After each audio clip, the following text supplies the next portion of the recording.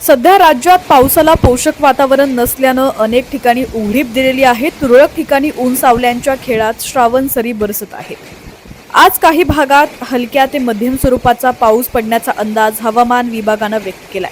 हवामान विभागाच्या अंदाजानुसार आज कोकण, मध्य महाराष्ट्र, मराठवाड्यातील काही जिल्ह्यांमध्ये पावसाची शक्यता आहे, तर विदर्भातील बहुतांश जिल्ह्यांसाठी कोणताही इशारा देण्यात आलेला नाहीये.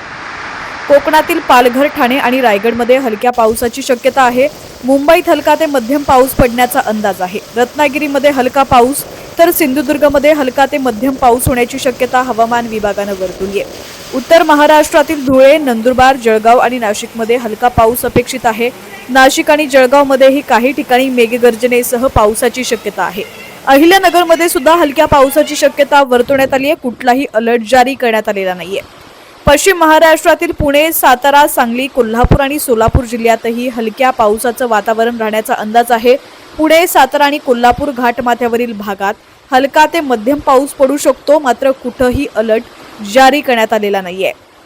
मराठवाड्यातील छत्रपती संभाजीनगर, जालना, परभणी आणि हिंगोलीमध्ये हलक्या पावसाची शक्यता आहे. नांदेड, लातूर आणि धाराशिवमध्ये हलका पाऊस तसंच काही ठिकाणी मेघगर्जनेसह पावसाची शक्यता वर्तवण्यात आलेली आहे.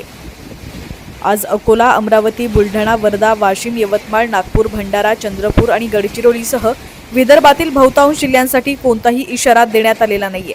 मात्र गोंदिया जिल्ह्यात काही ठिकाणी मुसळधार पावसाची शक्यता असल्यानं येलो अलर्ट हवामान विभागाकडून जारी करण्यात आलेला आहे.